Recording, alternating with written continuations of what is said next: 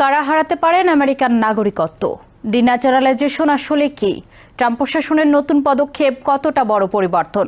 Naturalised নাগরিকদের জন্য ঝুঁকি কতটা? আপনারা দেখছেন TVN 24 নিউজ নেটওয়ার্ক। সবশেষ আপডেটে স্বাগত জানাচ্ছি আমি নূর। অভিবাসন নীতিতে আরও কঠোর অবস্থান নিয়ে এবার বিদেশে জন্ম নেওয়া আমেরিকান নাগরিকদের নাগরিকত্ব বাতিলের প্রক্রিয়া বড় পরিসরে সম্প্রসারণ করছে ট্রাম্প প্রশাসন। জালিয়াতি, তথ্য গোপন অথবা অবৈধ উপায়ে নাগরিকত্ব পাওয়ার অভিযোগে চলতি অর্থ বছর শেষ হওয়ার আগেই অন্তত 250 জন ন্যাচারালাইজড নাগরিকের বিরুদ্ধে মামলা করার পরিকল্পনা নিয়েছে জাস্টিস ডিপার্টমেন্ট। অতীতে খুব বিরল ক্ষেত্রে ব্যবহার করা ডিন্যাচারালাইজেশন ক্ষমতার এমন প্রয়োগকে আমেরিকার অভিবাসন ব্যবস্থায় বড় নীতিগত পরিবর্তন হিসেবে দেখছেন বিশেষজ্ঞরা।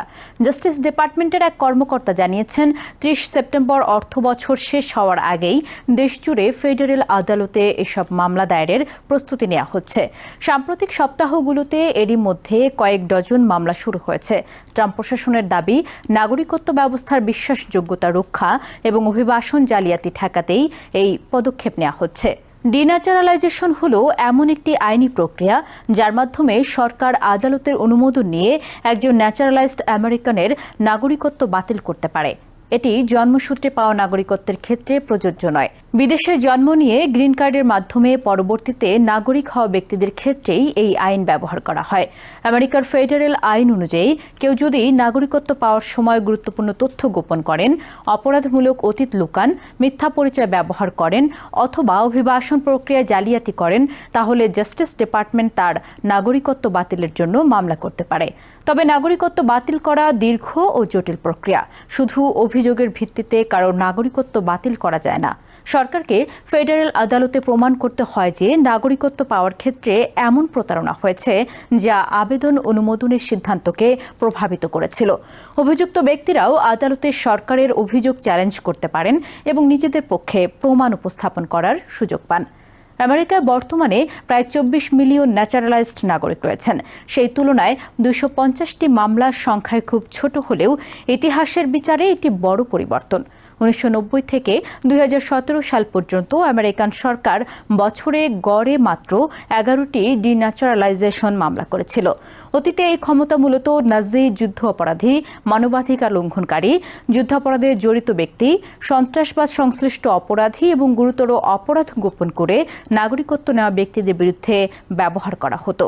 কিন্তু ট্রাম্প প্রশাসন ক্ষমতায় আসার পর অভিবাসন ব্যবস্থার উপর নজরদারি বাড়ানোর অংশ হিসেবে এই প্রক্রিয়ার ব্যবহার সম্প্রসারণের উদ্যোগ নেয়। প্রশাসনের কর্মকর্তারা বলছেন, নাগরিকত্ব একটি গুরুত্বপূর্ণ মর্যাদা এবং এটি প্রতারণার মাধ্যমে অর্জন করলে সরকার তা প্রত্যাহারের অধিকার রাখে। তাদের দাবি, যারা নিয়ম মেনে নাগরিকত্ব পেয়েছেন তাদের উদ্বিগ্ন হওয়ার কোনো কারণ নেই। লক্ষ্য শুধু সেই ব্যক্তিরা যারা নাগরিকত্ব আবেদনের সময় আইন ভেঙেছেন। তবে অভিবাসন অধিকার কর্মীরা বলছেন, ডিন্যাচারালাইজেশনে ব্যাপক ব্যবহার ন্যাচারালাইজড নাগরিকদের মধ্যে ভয় ও অনিশ্চয়তা তৈরি করতে পারে। তাদের মতে, অনেক অভিবাসী কয়েক দশক ধরে আমেরিকায় বসবাস করছেন, পরিবার গড়েছেন এবং সমাজের অংশ হয়েছেন। বহু বছর পর তাদের নাগরিকত্ব নিয়ে তদন্ত শুরু হলে সেটি বড় ধরনের সামাজিক প্রভাব ফেলতে পারে। আইন বিশেষজ্ঞদের একাংশ বলছেন, নাগরিকত্ব বাতিলের ক্ষমতা সরকারের হাতে থাকা প্রয়োজন হলেও এর প্রয়োগ অত্যন্ত সতর্কতার সঙ্গে হওয়া উচিত। কারণ নাগরিকত্ব হারানো একজন ব্যক্তির জীবনে সবচেয়ে বড় আইনি পরিণতিগুলোর একটি। সরকার মামলায় জয়ী হলে সংশ্লিষ্ট ব্যক্তি আমেরিকান নাগরিক হিসেবে পাওয়া সব অধিকার হারাতে পারেন। এর মধ্যে রয়েছে আমেরিকান পাসপোর্ট, ভোটাধিকার এবং নাগরিক হিসেবে পাওয়া অন্যান্য সুবিধা। নাগরিকত্ব বাতিলের পর অনেকেই আগের অভিবাসন অবস্থায় ফিরে যেতে পারেন।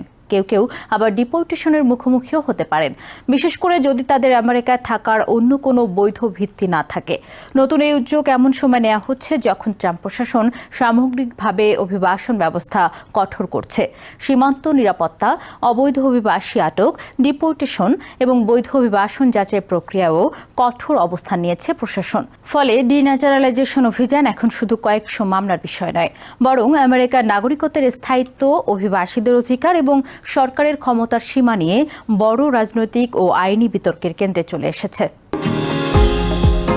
নিউ ইয়র্ক থেকে সম্প্রচারিত TVN 24 টেলিভিশন বিশ্বজুড়ে বাঙালির কণ্ঠস্বর।